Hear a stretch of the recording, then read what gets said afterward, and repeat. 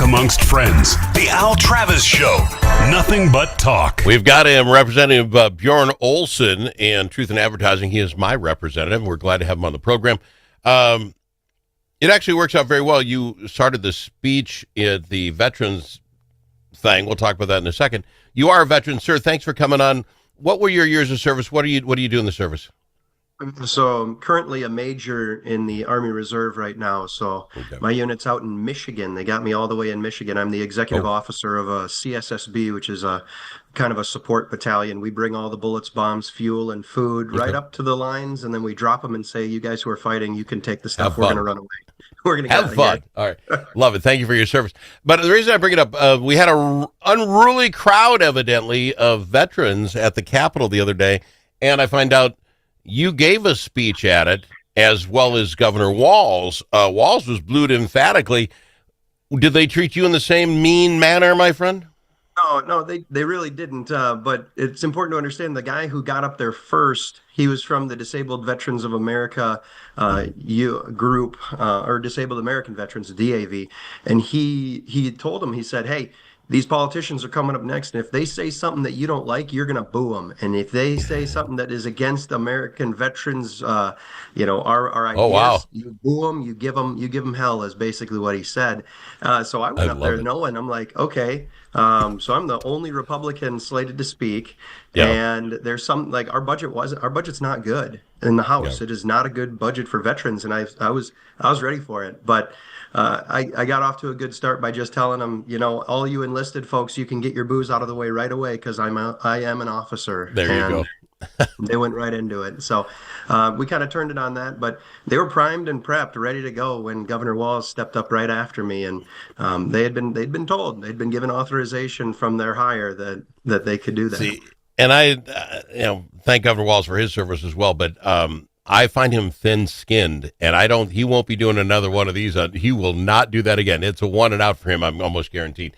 But I want to talk about go ahead. No, that's just another thing. Like, I'm trying to sit back and think to myself, man, if a bunch of veterans treated me like that, that'd probably bring me to tears itself, That's how much we care about our veterans anyways. You got to look in the mirror. If these people are saying, why? Good God, why? And then you got to look in the mirror and take a look. But I'd like to use your service. I did this with Senator Howe earlier today, because I don't know why it hit me. We keep the Feeding Our Futures thing comes up, and now there's this school fraud. There's all this stuff that keeps coming up that seems like it's so complex we can't stop the terribleness. I don't see it that way, but the service hit me. You're a major. You don't take a 2-week deployment. You don't go off for a month. You don't go to Afghanistan. You don't come back without doing an after actions report. And you say what worked, what didn't. Major Olson says, how come we didn't bring any commodes along? People are pooing in the woods. And somebody's got to account for it. Oh, it's because we got to do this or something. And you fix it. I don't see any of that in state government. Am I wrong? And here you are, Major. Can you not bring that to the mix and say, this is how we're going to do things? Get it fixed. Well, and that's another point exactly, is that in the Army, we see our leadership turn over every couple of years. And so sometimes those pieces of paper get lost, that after action report that says, 2 years ago we did it this way and it didn't work out well. Sometimes those lessons learned don't make it past the next command. We've had the same commander here in the state of Minnesota for a really long time, and it doesn't seem like any of those after action reports have come up onto the table that says, hey, we did this wrong last year. Let's not do it wrong this year. We've been doing it pretty bad for a long time now. We've had 13, 14 years of the same party legislation taking over the governor's house. So what changes that, Representative? Because what I don't understand is the child care fraud from, 8 years ago, 10 years ago, whatever it was. Oh, we just got to make up names. That's the first time I heard of a baby name generator. They had a computer program, just came up with names, sent it in, and we sent payments to them. You get to Feeding Our Futures. What's the plan? Let's just say we fed a bunch of people we didn't feed. Oh, really? We'll send checks. It can't be this easy. No, I think that it's entirely just an attitude from the commander based off of that. When I first took command, we were out on the range and I saw soldiers expending rounds because we couldn't give them back. That's the way the Army works. Yeah. You open the boxes, you have to shoot them. Yeah. And because then otherwise you have to inspect every single one. But anyways, I saw soldiers just shooting them so the round would eject into the can. They were literally holding the rifle over the ammunition can, so they didn't So have to they, bend over and pick up the ammunition after we had done all our training. And I looked at them, I said, "We will never do something like this ever again. These are taxpayer dollars that are being used for your benefit." Not yep. so you don't have to bend over and pick up the brass afterwards. You will shoot those targets, and they never wasted ammunition again. It's an attitude adjustment from the commander, and I But think we're missing that. and I completely agree, and that's what's driving me a little crazy. One of the things we're talking about today is they're looking at an 18% increase in the University of Minnesota school system. They say in the next 2 years, 18% increase. I don't know who their marketing person is. I really don't have an idea. But 2 years ago, you gave them $80,000 and under, the state. Any kid doing that, 80,000 and under, you go free. I said on this program, you're going to raise tuitions that way because the bottom pressure is gone because, hey, what difference does it make? They're getting it free. They could charge anything you want. I'm getting it free. That pressure goes away. Rich people, they aren't going to care about 18%. So it's now a third of our people care what the cost is. It's going to go up. This is the same time that we find out there are ghost students going to school. 15% of the kids going to these 2-year colleges and community colleges aren't real kids going to school. They're just taking our money. And at the same time, I think it was Representative O'Neill came out and mentioned in a meeting, 2,100 people at the University of Minnesota make more money than the governor. 2,100. And now, sir, they're going to raise tuition on us? When do you just say enough? Clean up the 15% are faking you out about having kids at school, and that's half your money right there. Stop paying 2,100 people more than the governor. You know what I'm saying? When do we start saying, do right by us? There are schools. Yeah, it's crazy when you look at it. When you went to school, tuition was probably $4,000 a year. Yep. And the question was, you're looking at it and you said, well, why is it, when I went to school, it was $53,000 per year, 53,000. And the question is, how has this changed? What happened? And the only answer is that the government got involved. The government said in between when you went to school and I went to school, they said every American should be able to afford to go to school. So what that means is we'll give them low interest to student loans to get them educated. And as soon as that happened, the university said these people will pay whatever we ask, and the government's going to back their loans. Let's jack up the prices. That's all it has ever. When the government touches things, all it does is raise prices. That's all it does. Well, and again, the one with the story this week about, and I don't know if you saw it or not, but the chancellor of Century, I think Century College, said his 15% in 23 were not legit. He said the only way we can think of fixing is making sure that every student has to come one day of class, shake a teacher's hand. But he goes, that would be a lot of work. Oh yeah, coming to class would be a lot of work. I think he meant for the teachers. I think he meant for the teachers. I would have to meet all these humans. I don't know. I'm old enough. We didn't have computers when I went to school. The option of sitting on your butt at home and taking classes was not something we offered. You can offer it. I'm not opposed to it. If you want my money, then I would like you to make sure you're there. So one time, first day of class, you got to go. Is that asking too much for my money? I'm missing something. I think that the best strategy to do well in your higher education is just to show up to class and listen to the lectures. That's all it is. That's all you got to do. But are we willing to stop it? This is my point. I don't know what this. It must be the education committee, higher finance or something. Someone's got to step up and say, okay, because this is since 2023. This guy knew about this. You haven't stopped it. You're not. The 15% off the top is sliding away, and you're all going to raise tuition now on us and have everybody yelling at us. Here's your new law. Every child must show up to at least one day of class and shake the professor's hand. I don't care if they get all 500 kids, they're all blistered up. I don't care anymore. If you're not going to take better care of it, then why would, you know what I'm saying? We have to ask for more. If you're using state dollars in any way, there needs to be verification. If you're using your own money, you can do whatever you want with your own money. But if you're using someone else's taxpayer dollars, there has to be verifications that you are not using or abusing. You're not abusing the money. Yeah. So it's not too much to ask. But the problem is it's everywhere. We threw so much money around in a way in the last couple of years that this kind of thing is not a new thing. We're finding every single day instances of places in which people squirreled some money away and put it in their pocket. And, it's not just like you went to the office and grabbed a stack of Post-it notes that you probably shouldn't have taken home, but it's everywhere. Well, and again, I don't think it's trying very hard. We'll talk with you the stuff in Minnesota in general. But again, this chancellor's there. Well, it's going to cost us a lot of work. If the idea is some guys in Georgia in his mother's basement sign up for 4,000 classes, getting all this money coming in, never showing up, all you have to do is put in the syllabus, you have to show up once a week for class. These guys aren't going to sign up for your class because they can't make it, so it's a waste of their time. And after the first week, you say, we were kidding, don't come. I don't care, but you got to be trying to be smarter than the knucklehead who's stealing from you, and I just don't think we are. I got to go break. We're a little bit behind. We'll talk more. I've got a major and representative. Bjorn Olson on the Al Travis Show. All the special interests are represented in St. Paul. But who speaks for you? Center of the American Experiment does. Our policy fellows dig into the tough issues that matter to you and offer common sense solutions on education, taxes, crime, and energy. American Experiment is the trusted, nonpartisan voice of Minnesotans like you. We are working every day to make Minnesota a better, safer, more prosperous place. We are American Experiment. Go to americanexperiment.org to learn more. You know that car sound that sounds like a cricket playing a banjo? Jay's can fix that. You know when you step on the brakes and your car sounds like a pair of tennis shoes in the dryer? Paul is the guy who specializes in that. And you know that sound that never happens when the mechanic's around? Paul took a whole course on that.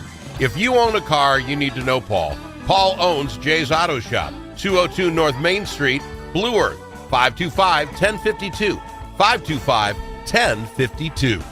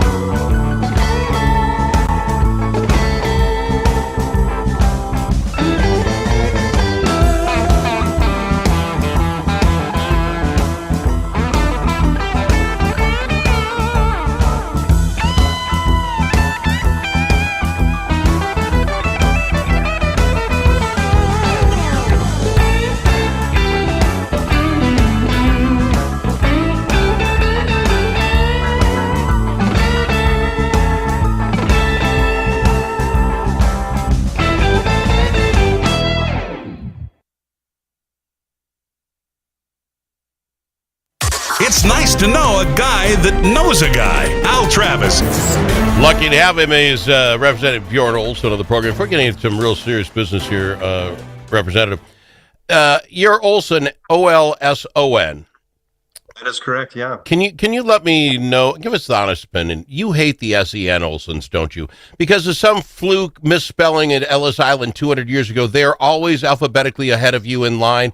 You hate them secretly, do you not? You know, I'll give you a little bit of a history lesson about the Olsons, the O-Ns, and the E-Ns. If you're an Olson with an E-N, you tend to be from Norway, and if you're an Olson with an O-N, you tend to be from Sweden. So my Olson ancestors came from Sweden. But it still bothers you alphabetically. You're always following E-S-E-N. Every single day. The only thing that lets me sleep at night is knowing that Sweden conquered Norway up until about 1905 when they gave them their independence. So that's the only thing that lets me sleep at night. You come from givers. I like that. Okay, fair enough. That's okay. And Bjorn, you're going to go back and say, why do I go on that show? Okay, fair enough. Here's one for you that maybe I'm missing the boat. Governor Walz, in my opinion, just stepped in it, probably wanting to do the right thing, but trying to cover his backside at the same time. He comes out a couple weeks ago and says, hey, all government employees must now go back to work at least 50% of the time. Now, from my side, maybe yours, I didn't know they still weren't at work. Good God, COVID's been over 3 years as far as I'm concerned, and they're still not doing this. So he's got me riled. And then on his other flank, you want me to go back to work 50% of the time? And they have some righteous indignation about it. They had 100 United States workers demonstrate outside the Department of Health building yesterday or day before in opposition to the idea you want me back in the office. Who's missing the mark? Yeah, it's absolutely mind-boggling, the thought that in today's age, working for the state of Minnesota, I understand there probably are a couple of our positions that can be done completely remotely from home. I get it. There probably are, but those are specialized areas.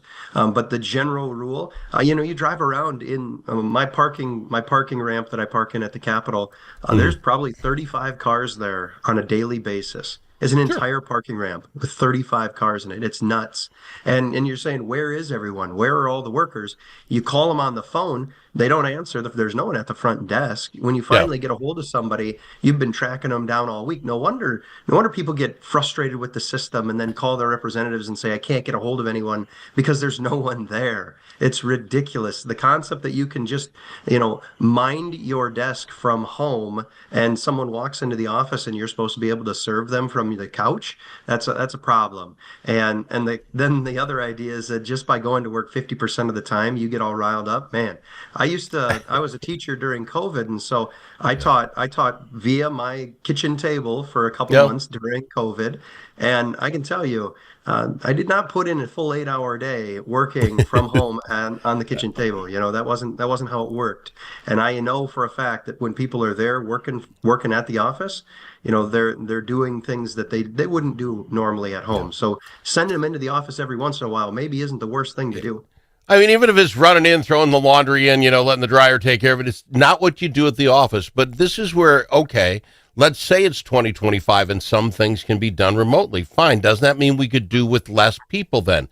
We're doing it remotely. We got the phones doing it. The computers are doing it all. Then we don't need 4 people here. We could do 2. Which one of you 2 want to quit your jobs? At some point, if we're going to do it efficiently, I'm okay with it, but I want to know it's efficient. How did I not know they weren't going to work for the last 3 years, sir? We can't still be a COVID protocol. You're kidding me.